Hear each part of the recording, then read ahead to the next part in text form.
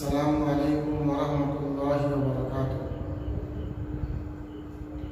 عزیز بچوں، آج بہت دنوں کے بعد آپ کے سامنے حاضر ہوا ہوں۔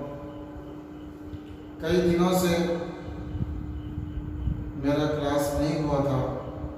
بہت سارے ساتھیوں کا اور ہمارے اسٹوڈنٹ کا کمنٹ آتا رہا۔ میں ان سے معذرت چاہتا ہوں۔ دعا کریں انشاءاللہ اب سے کلاس جاری رہے گا اور آپ کے سامنے حاضر ہوتا رہوں گا۔ اردو زبان ایک ایسی زبان ہے جس کا مقام روز اول میں جس طرح تھا، آج بھی اس کا مقام اسی طرح ہے۔ اردو زبان کو جو اہمیت حاصل تھی، جو مقام حاصل تھی، آج بھی وہی اہمیت ہے اور اس کا مقام بھی وہی ہے۔ لیکن ہم نے اردو زبان کو بھلا بیٹھا، ہم نے اس کی طرف سے توجہ ہٹا لیا، ہم نے اس میں محنت کرنا چھوڑ دیا، ہم نے اردو پڑھنا لکھنے کو اہمیت نہیں دیا۔ یہ ہماری کمی ہے۔ آج ہمیں اس بات کی ضرورت ہے کہ ہم اپنے بچوں کو اردو زبان سکھائیں اور اس میں محنت کرائیں تاکہ ہمارے بچے اردو میں مہارت حاصل کریں۔ آج بھی دنیا کو ایسے آدمی کی ضرورت ہے جس کو اردو میں مہارت حاصل ہو، جس کو اردو لکھنے میں مہارت حاصل ہو، اردو بولنے میں مہارت حاصل ہو، جو اردو میں ایک بہترین اور عمدہ قسم کا مضمون تیار کر سکے۔ آج بھی دنیا کو ایسے آدمی کی ضرورت ہے۔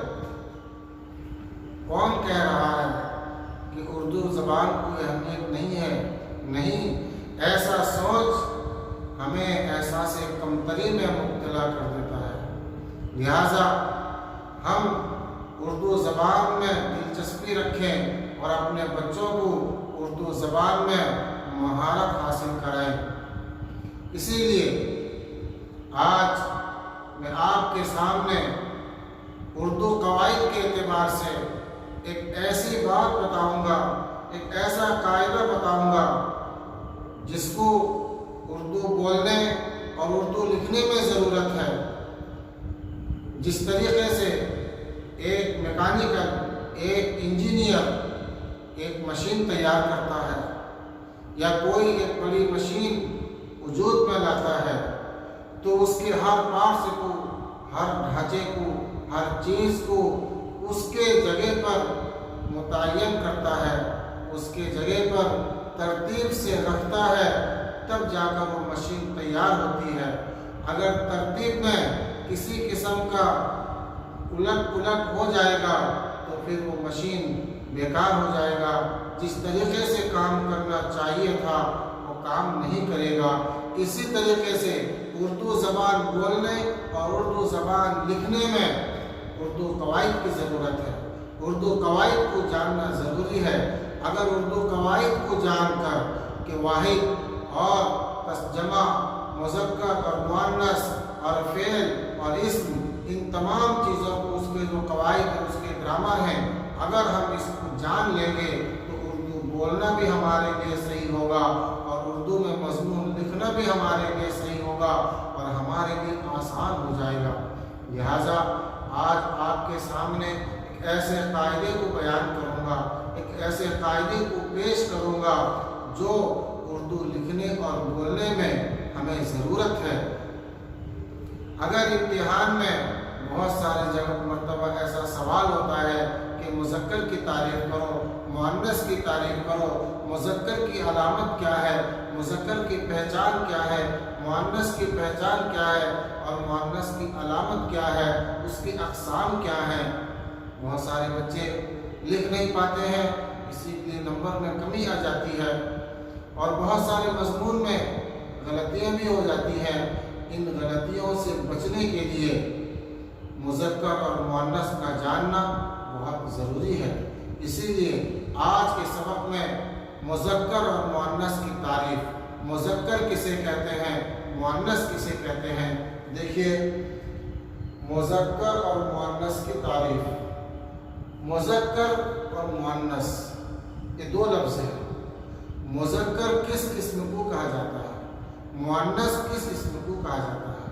دیکھیے مذکر نر کے لیے بولے جانے والے اسم کو مذکر کہتے ہیں. یعنی نر جو بولے جانے والے اسم کو نر کہتے ہیں. جس اسم کو نر کے لیے بولا جاتا ہے اسے مذکر کہتے ہیں. جیسے باپ, بیٹا اور بیل, گھوڑا. اسی طریقے سے مذکر نر کے لیے بولے جانے والے اسم کو مذکر کہتے ہیں. جیسے مرد, لڑکا, بیل, گھوڑا. مؤنث کسے کہتے ہیں؟ مؤنث کہتے ہیں مادہ کو. یعنی مادہ, اس کی تعریف کیا ہے؟ مادہ کہتے ہیں مادہ کے لیے بولے جانے والے اسم کو مؤنث کہتے ہیں.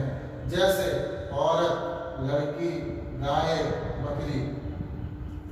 لہذا جب ہم یہ جان لیے کہ مذکر اور مؤنث, مذکر نر کے لیے بولا جاتا ہے اور مؤنث مادہ کے لیے بولا جاتا ہے. یعنی وہ اسم جو نر ہو وہ مذکر کے لیے بولا جاتا ہے, وہ اسم جو مادہ ہو وہ مؤنث کے لیے بولا جاتا ہے. اب اس کی بہت ساری تفصیلات ہیں. اس کی پہچان کیا ہے کہ مذکر کی پہچان کیا ہے, مؤنث کی پہچان کیا ہے اور اس کی علامت کیا ہے, اس کو تفصیل کے ساتھ میں آپ کے سامنے پیش کروں گا. اب اس سے پہلے کہ مذکر اور مؤنث کی تعریف کو آپ یاد کر لیں, اگلے سبق میں انشاءاللہ مذکر اور مؤنث کی علامات اور اس کی پہچان کو آپ کے سامنے پیش کروں گا. السلام علیکم.